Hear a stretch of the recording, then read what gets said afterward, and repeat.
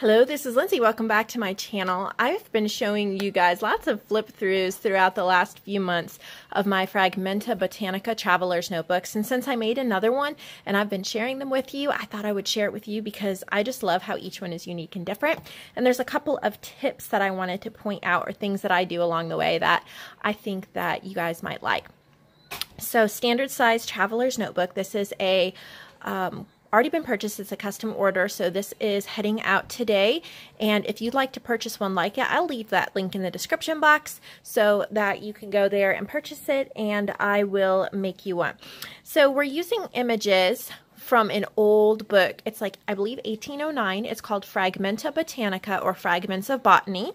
And so I've printed off, I print like the 4 to a page size for the cover, and then I print 9 mini ones to use throughout the book. So I chose this cardstock. It's just a light pink and tan, and I thought it went well with floral themes. The crocheted lace closure slips through the hand pamphlet stitch, so it stays on, but you can slip it out very easily, so you can put it in a traveler's notebook cover if you're not using it on its own.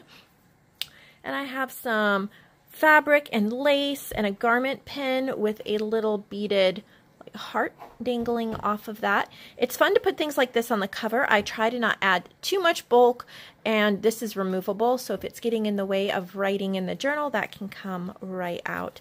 So let's get into this book. So just another cardstock, kind of like a vintage letterhead or whatever on the inside. And then I put this tag label up here at the top so she can write her name or date, and there's a black rose stamp there. And that's my first tip for this book. You'll see this black rose throughout. I like to choose 1 or 2 stamps per book if they're not too big of a journal. That way the book has a really cohesive feel, and I'm not wasting a bunch of time trying to find the perfect stamp and making sure all the stamps are different. I like it just popping up in different places throughout the book. So we start right off with some cardstock, and I designed this. This is from my Birthday Girl paper pack, and that is free over on my Facebook group, so you can look in the description box below to see where to go to find that group. But I wanted to add that in here. And then I also used some backgrounds from SenecaPondCrafts, and so that's this background. This is from her journal kit, A Backward Glance, and it has kind of floral and vintage, so I added that. Here's a Fragmenta Botanica journal card. It's just backed with coffee dyed paper for journaling. This is from StudioDenmark, and I believe it is from like a vintage encyclopedia, and she turned it into a paper pack. But I just really liked this one because it has kind of like all these fragments of botany, just like all the journal cards do. So I added that. And here's another background page from Seneca Pond. And over here, I have some ephemera clipped in. I have a Rolodex card that Joanne Hall made for me, Junk Journal Treasures over on Etsy, and then a little journal card from VectoriaDesigns. So here is tip number 2 that I'm sharing. This is actually like a full page from VectoriaDesigns, and I have printed them as such and used them in journals before, but this time I selected 9 different ones, and I had them print 9 to a page. And my phone is going to die.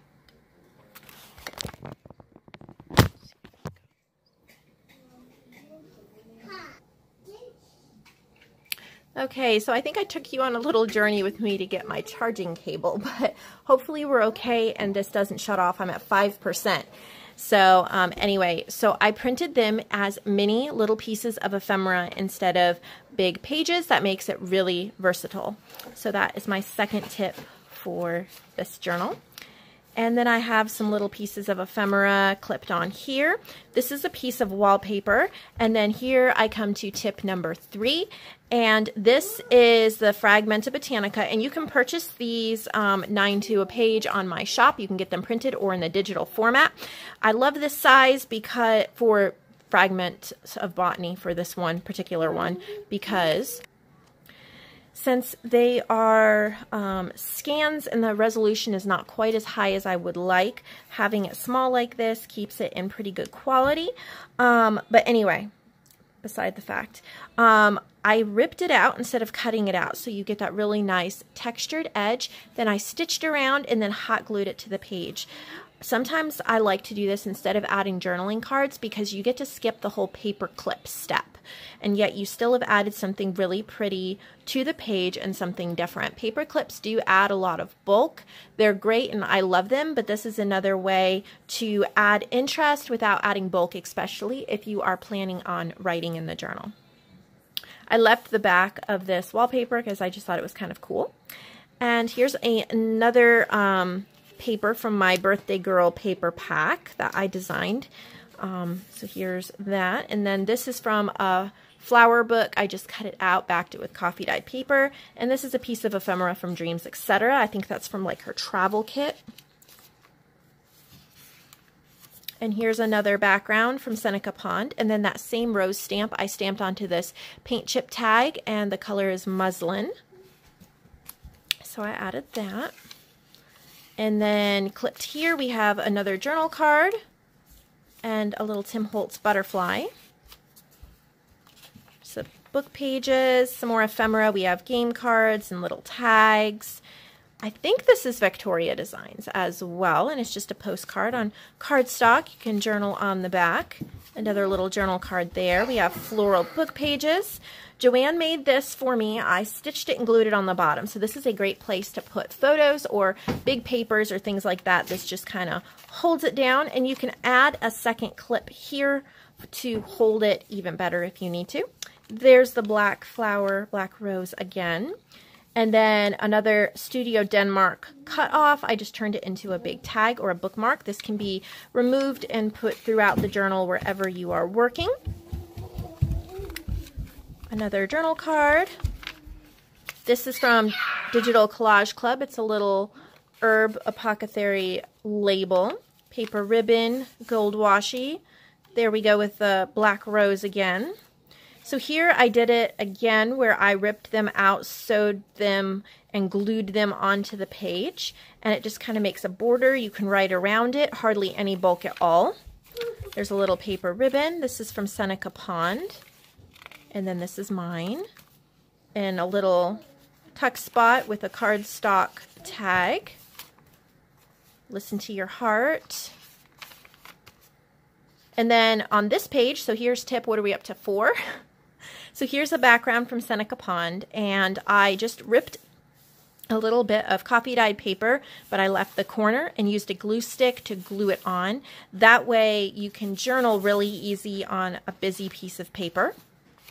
And then again, I did that sewing and gluing here on the side, and this is the back. This is a little herb label stamp that I bought recently, and I just used it to write my shop name, Nevermore Creations 17. And there's the back. So I hope you enjoyed this flip through and the little tips that I gave throughout the way. I hope that I really love the Traveler's Notebook size, so I hope you do too. It's just, they're really fun to decorate. And I don't know if I mentioned, but I inked these edges in this really pretty gold ink that I have, so that shows up. I don't know how well on the video, but it's really pretty in person.